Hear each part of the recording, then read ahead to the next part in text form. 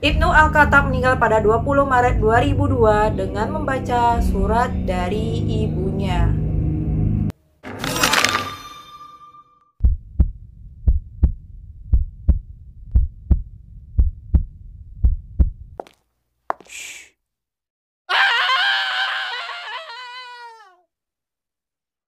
Assalamualaikum warahmatullahi wabarakatuh. Halo semuanya, selamat datang di Mysterious Pharmacist. Kali ini kita akan bahas tentang Ibnu Al-Khattab atau yang lebih dikenal dengan Amir Khattab. Dia ini merupakan seorang gerilya muslim. Jadi aku akan bahas kali ini dia ini meninggalnya cukup dibilang tidak creepy, tapi dia itu sebenarnya sangat creepy gitu ya. Tapi dengan surat aja dia bisa meninggal gitu. Jadi gimana ceritanya? Aku akan bahas dulu profilnya seperti apa, baru kronologis meninggalnya seperti apa, lalu aku akan bahas zat apa yang sebenarnya menyebabkan si Ibnu Al-Khattab ini meninggal dunia. Tapi sebelum itu, jangan lupa klik tombol subscribe-nya. Buat tanda subscribe yang warna merah itu berubah menjadi warna abu-abu guys. Subscribe itu gratis dan gratis gitu ya. Jadi jangan lupa tombol subscribe-nya supaya channel ini tetap berlangsung dengan baiknya, dan tulis di kolom komentar pendapat kalian tentang materi apa yang harus aku bahas selanjutnya, dan juga hal apa yang aku bahas selanjutnya. Jadi Mysterious Pharmacist tetap aja akan membahas tentang farmasis. Kali ini aku memang lebih masuk ke materi farmasisnya, bukan materi tentang selain farmasis. Kemarin yang selain farmasis ya, tapi aku berterima kasih sekali like kalian itu sangat membantu aku dan mendukung channel ini, dan viewers aku sudah mulai membanyak. Terima kasih buat kalian semua yang udah dukung channel aku dan menjadi subscribe yang masuk hampir 500 gitu ya. Jadi aku mau buat bulan besok atau bulan ini udah 1000 gitu ya. Jadi waktu jamnya akan aku tambah. Jadi terima kasih setelah mendukung sarannya. Tentang cerita ibu ini ibu Ibnu Al-Khattab ini, jadi kita akan intro.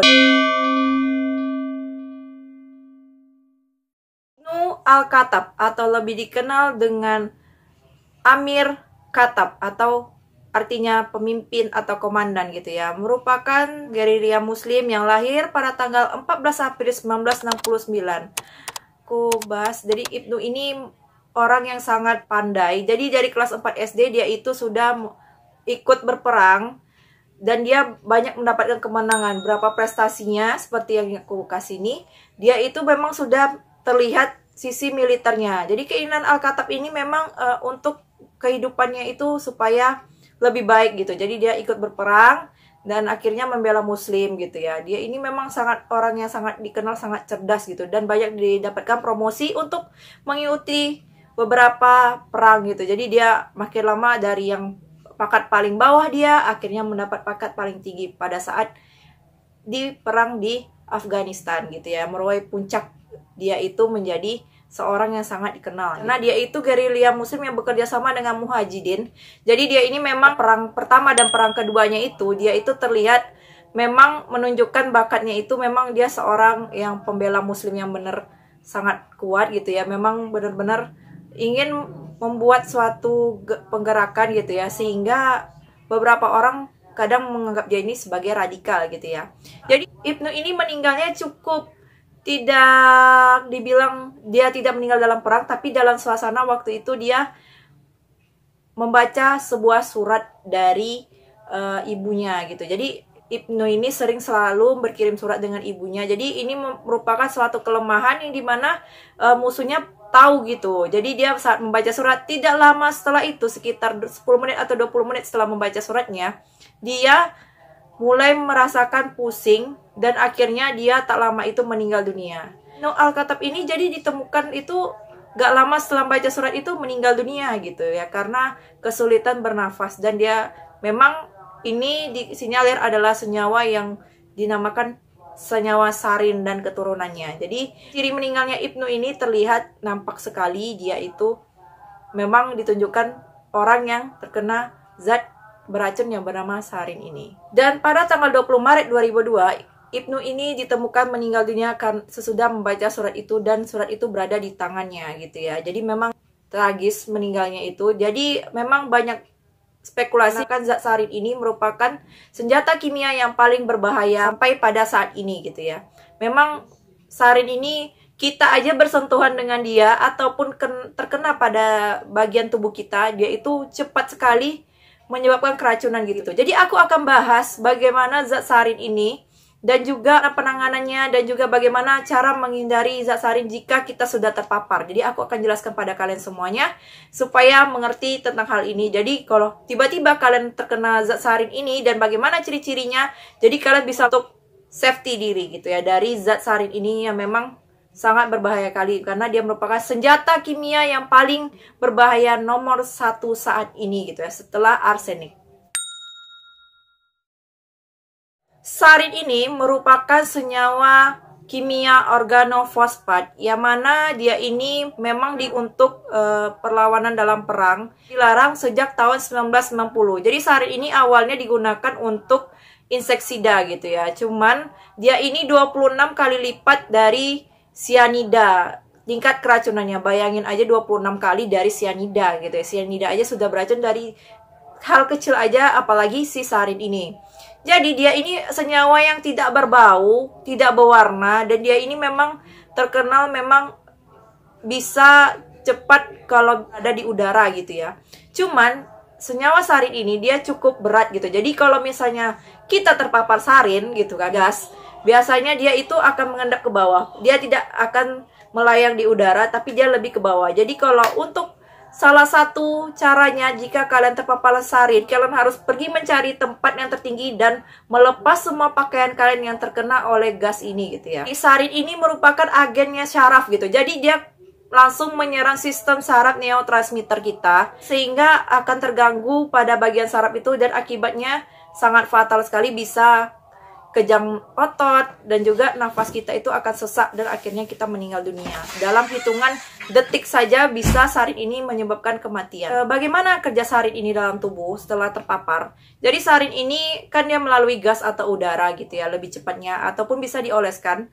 Dia ini bekerja langsung ke saraf neurotransmitter, akan mempengaruhi otot polos di sekitar neurotransmitter itu hingga terjadinya pertama akan keluarnya air mata atau air liur dan akhirnya mulai kejang dan akhirnya juga dia akan meninggal dalam waktu sekejap. Dia itu akan mempengaruhi sistem pencernaan dan usus dengan cepat gitu ya. Jadi penyebarannya cukup cepat.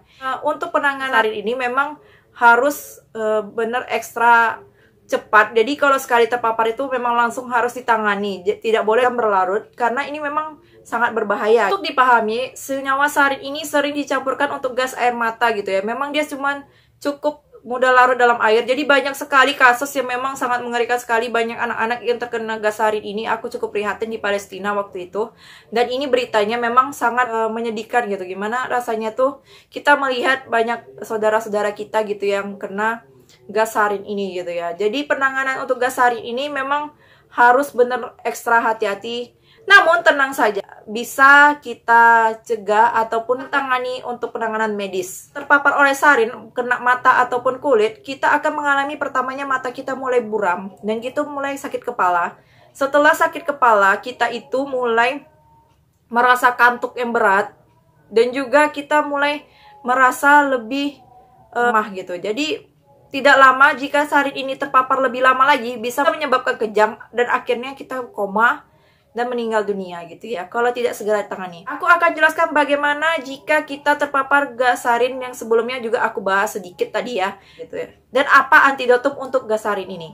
Jadi pertama, ketika kita terpapar oleh gas sarin ini, pertama kita harus mencari tempat yang lebih tinggi dari yang seharusnya. Misalnya nih tempatnya agak rendah, jadi kita harus mencari tempat yang tinggi, yang kayak misalnya bukit ataupun mengarah ke arah bukit. Karena apa? Gas sarin ini akan berada di bawah tekanan gitu ya. Dia tidak akan melayang di udara gitu. Jadi itu salah satu penanganannya. Jika pakaian kalian yang terkena gas sarin atau jilbab atau apa, segera dilepaskan karena gas sarin ini cepat menyebar. Jika ada orang yang menyentuh pakaian kalian kalau terkena paparan zat sarin ini, bisa juga ikut kena racunnya gitu ya. Jadi racunnya akan menular dan Hal yang sama terjadi dengan ciri-ciri yang telah aku sebutkan tadi, bagaimana jika terkena gas sarin ini. Saja menghirup saja sedikit, mereka bisa menjadi keracunan juga gitu ya. Jadi cepat segera lepaskan pakaian kalian dan bersihkan diri kalian, dan cuci mata kalian, dan buang baju kalian semuanya dan bakar gitu ya. Ya jangan berada di tempat yang sekitar daerah yang kalian bakar gas sarin itu, karena dapat menyebarkan lagi ke orang lain gitu. Jika kalian terminum oleh gas sarin ini ataupun termakan gas sarin ini, jangan sesekali langsung mengkonsumsi minuman atau cairan lain untuk memuntahkannya. Tidak bisa. Jadi dia ini langsung menyerang sistem saraf, bukan sistem pencernaan kalian dulu gitu. Jadi harus pergi ke tempat medis rumah sakit terdekat untuk mendapatkan antidotum dari sarin ini. Antidotum untuk sarin ini adalah atropin gitu ya. Jadi meningkatkan adrenalin sehingga membantu kerja otot kalian semuanya, otot saraf kalian itu lebih membaik gitu. Dan korban yang terkena zat sarin ini bisa terobati menggunakan pralidoxim sebagai antidotumnya yang memang benar-benar untuk spesifik untuk sarin ini gitu.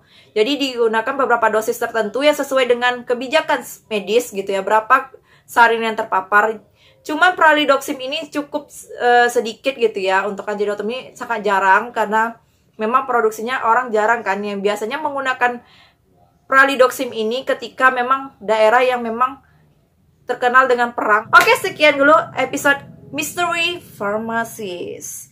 Terima kasih kalian sudah klik video ini, dan jangan lupa share jika ini bermanfaat, dan komen di bawah hal apa yang memang harus aku bahas tentang misteri farmasi ini yang berkaitan dengan obat atau racun ataupun di luar dari farmasi gitu ya. Boleh, silakan aja komen di bawah. Aku akan terbuka dan aku akan bahas sesuai dengan requestan kalian semuanya. Terima kasih.